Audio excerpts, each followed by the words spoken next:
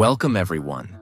Today, I'm going to tell you the unbelievable, powerful, real-life story of David Goggins, a man who turned pain into power, fear into fuel, and weakness into pure mental strength. This story is not just about muscles, running, or Navy SEAL training. This story is about you, your pain, your struggle, your fear, your excuses, and how to destroy them with discipline and a strong mind. By the end of this biography, you will learn how a broken boy with asthma, racism, trauma, and learning disabilities transformed into one of the toughest men on the planet. How to stop making excuses. How to control your mind instead of letting your mind control you. Why most people never reach their potential, and how you can break that cycle, and how to become uncommon among uncommon people.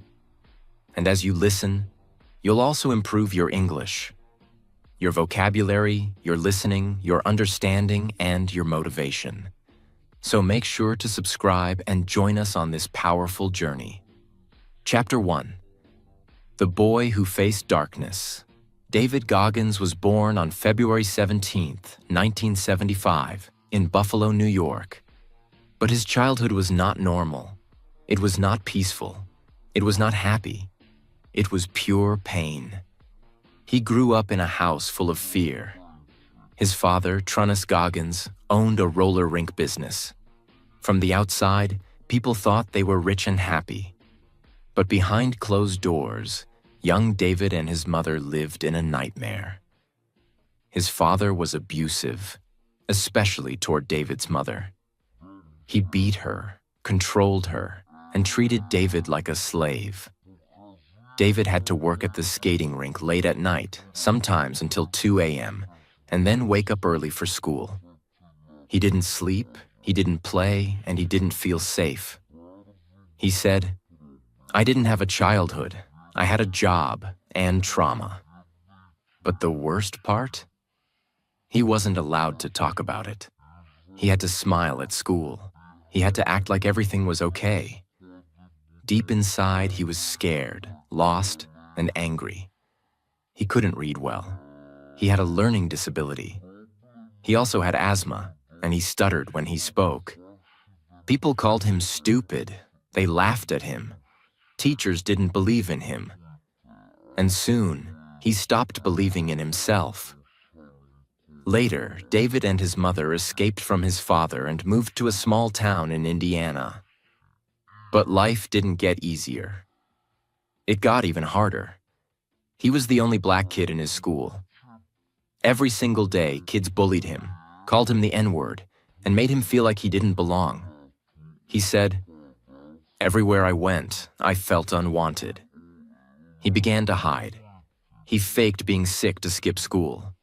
He became afraid of everything: tests, people, life. He was failing school. He started lying, cheating on exams, and pretending to be someone he wasn't.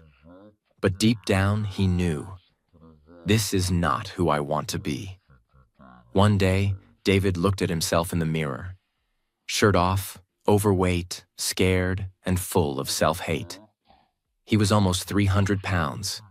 He was working as a pest control man, spraying for cockroaches. Every day he woke up miserable. Every night he felt worthless. And one day, he watched a documentary about Navy SEALs, the toughest soldiers in America. He saw men jumping out of helicopters, training in freezing cold water, crawling through sand, bleeding, screaming, pushing their limits. He said to himself, "That's the kind of man I want to be.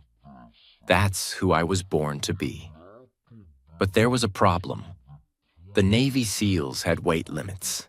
He had to lose more than 100 pounds in 3 months. Most people would laugh and give up. David Goggins didn't. He decided, this is war. This is my new life. He stopped eating junk.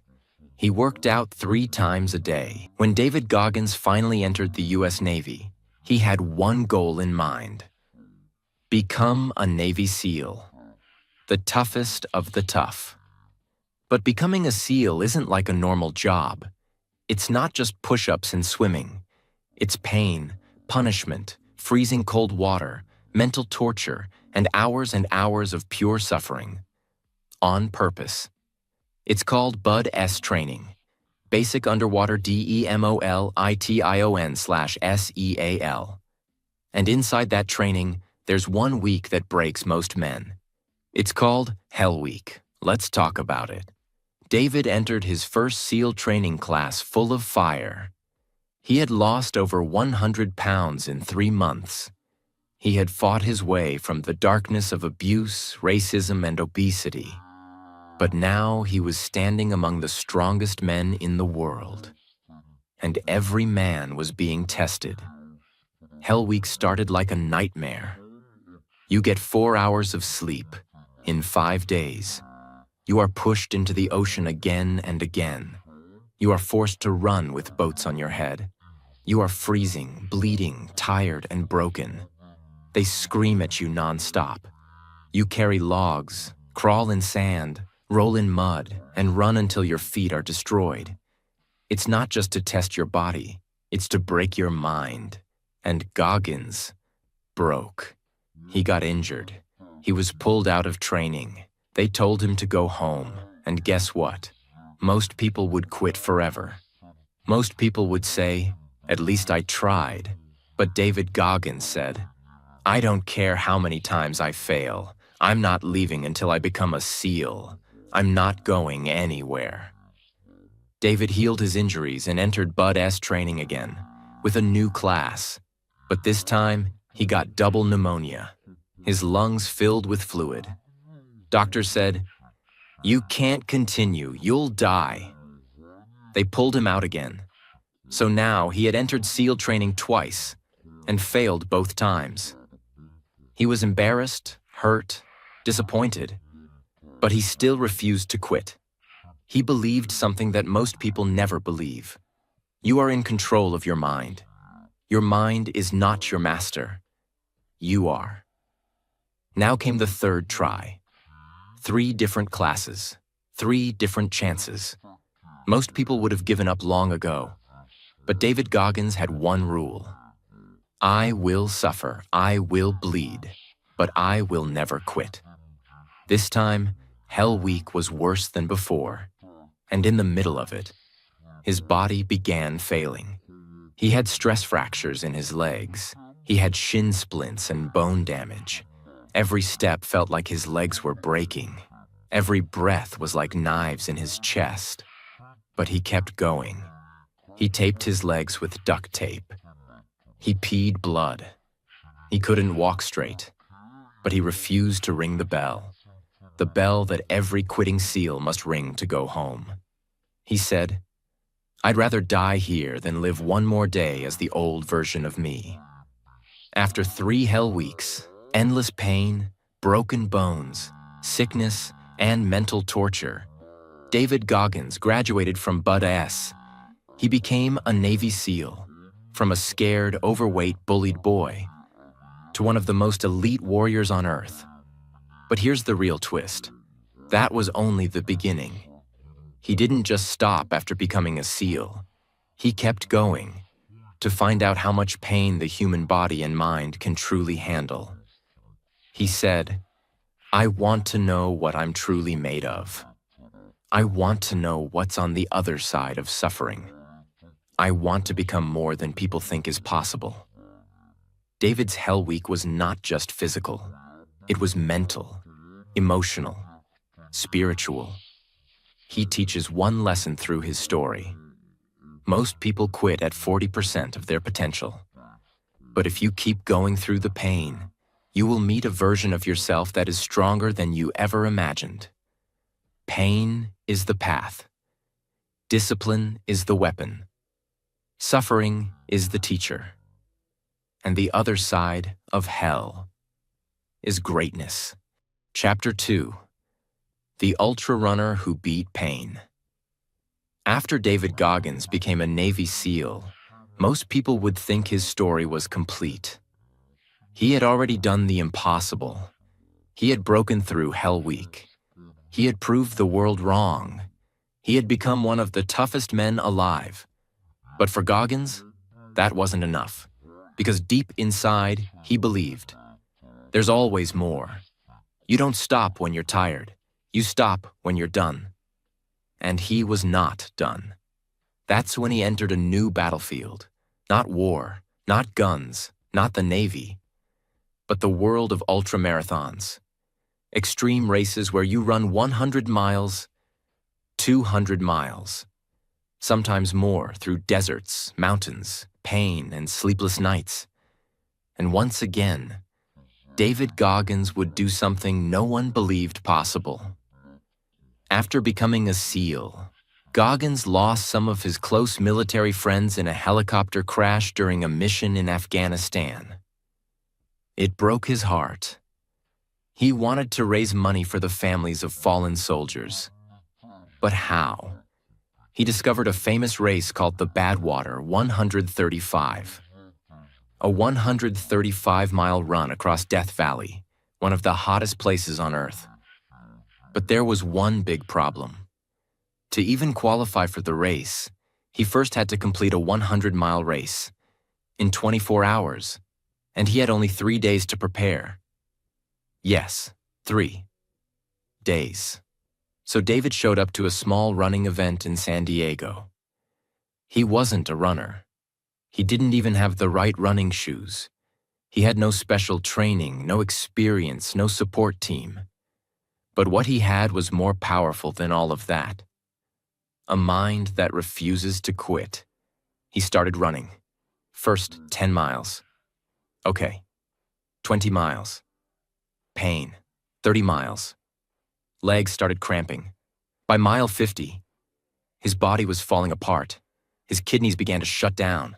His feet were bleeding and covered in blisters. He couldn't stand up straight. He had broken bones in his feet. And worst of all, he had pooped in his pants because his stomach couldn't take it anymore. He had every reason to stop, but he didn't. He sat down, taped up his feet, drank a small protein shake, stood up again. And he finished all 100 miles in under 24 hours. That race didn't just damage his body, it destroyed it. He couldn't walk properly for days. His toenails fell off. His muscles were torn. Doctors warned him about permanent damage. But what did Goggins say? I found something in that pain. I found a side of me I had never seen before. That's when he realized something. Pain unlocks a door. On the other side of pain is power. If you can suffer longer than most people are willing to suffer, you can achieve what most people will never achieve. Now that he had qualified, David Goggins signed up for the Badwater 135. It's called the world's toughest foot race. 135 miles through boiling heat, 49 degrees Celsius, 120 degrees Fahrenheit, in the Death Valley Desert, running on hot black pavement. No shade, no comfort, just pure pain. Goggins didn't just finish it. He became one of the top finishers, again and again. He ran it multiple times. He ran many ultramarathons, 100-mile, 200-mile, 48-hour non-stop races, and even set a world record for the most pull-ups in 24 hours. Over 4,000. He didn't do it to win medals. He didn't do it to impress people. He did it to prove the human mind is the most powerful weapon in the world, if you can control it. Goggins has a powerful mental trick. He calls it the cookie jar. He says every time he's in pain, tired, or wants to quit, he reaches into his mental cookie jar, full of past victories. Every time he survived his abusive childhood, passed the SEAL training, ran 100 miles with broken feet, got through racism and fear, he takes one of those memories and uses it as fuel. When most people say, I can't go on, Goggins says, "I've been through worse. I can do this too." David Goggins became a superhuman not because of his body, but because of his mindset. His story teaches you this. You don't need to be special. You don't need perfect conditions. You don't need motivation. What you need is discipline, self-talk, and the refusal to quit. You need to be your own hero. You need to suffer on purpose to grow. You need to do something hard every day, not because it's fun, but because it teaches you who you are. He says, suffering is the path to self-respect.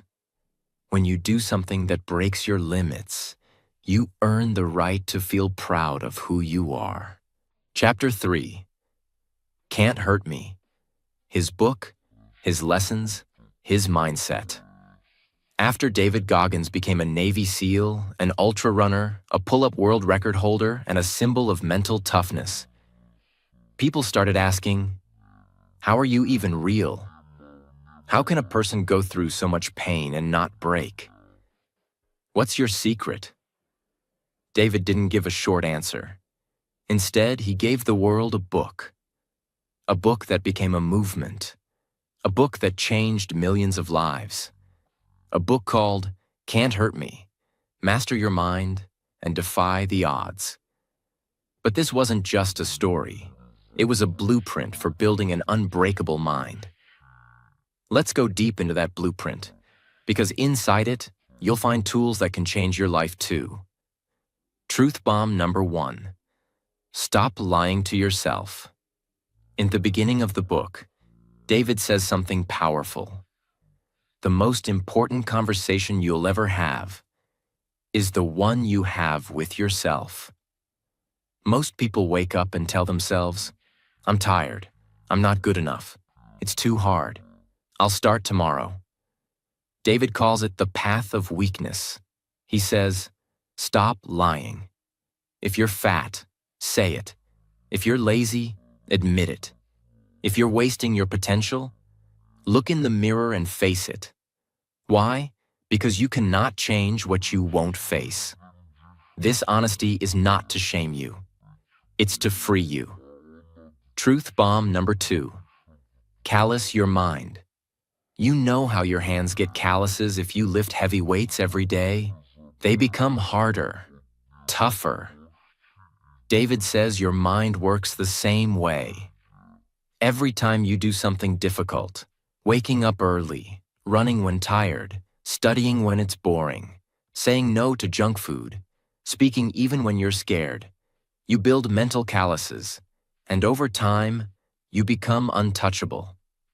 He says, when life hits you hard, don't crumble. Use the pain to become stronger. Truth bomb number 3. The accountability mirror.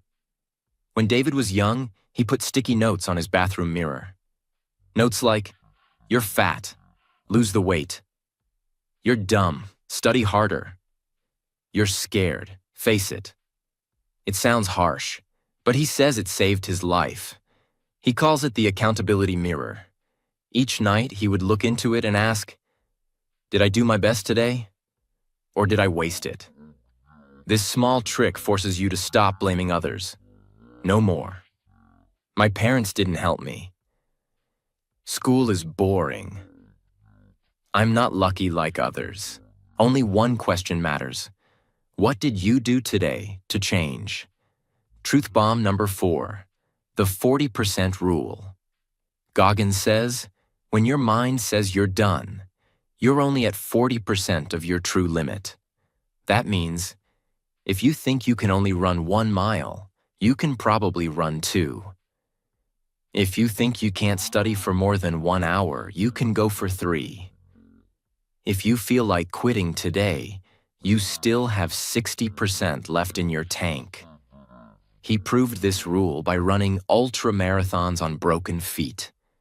You can prove it by pushing through just 1 more step every day. Truth bomb number 5. Suffering is the path to freedom. Most people run from pain. They avoid difficulty. They chase comfort. David Goggins says, That's why they're stuck. He teaches, every time you suffer, you're getting closer to your strongest self. Suffering doesn't mean hating yourself. It means choosing discipline over comfort, choosing growth over pleasure, choosing the hard road because the easy one leads nowhere. He says, the most beautiful things in life live on the other side of suffering. Truth bomb number 6. No one is coming to save you. David grew up in pain. He was abused, bullied, ignored. He had learning problems. People laughed at him. Nobody believed in him. And one day he realized the cold truth. No one is coming to save me. If I want to change my life, I have to be the one to do it. That moment changed everything. And this truth can change your life too. Stop waiting. Stop hoping someone will fix it. You must become your own hero. Can't hurt me equals can't control me. The book isn't just about pain. It's about power. When you stop fearing what people say, when you stop caring about comfort, when you stop running from pain, you become free. And when you become free, no one can hurt you. Not fear, not failure, not rejection, not the past, because you've already fought your demons and you've won. Goggins didn't write "Can't Hurt Me" to make money or become famous.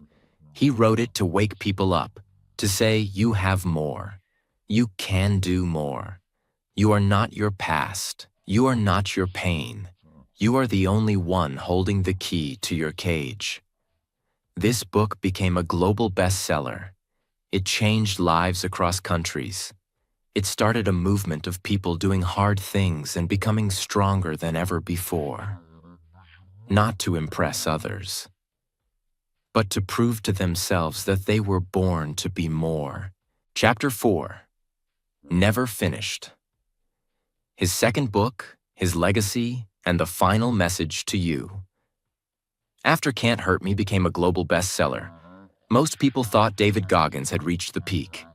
He had already survived the worst childhood, become a Navy SEAL, broken bones and run 100-mile races, completed Hell Week 3 times, inspired millions with his life story. Wasn't that enough? No, because David Goggins doesn't believe in the word enough. He believes in one simple truth. You are never finished. That truth became the title of his second book, Never Finished. Unshackle your mind and win the war within. And this chapter, the final one, is about the lessons, mindset, and legacy of a man who never stopped fighting. Because he believed you can always become more. Even after becoming famous, Goggins didn't slow down. He ran more ultra-marathons, trained harder, and pushed his limits further. But in secret, something painful was happening again. He started feeling strange pain in his chest.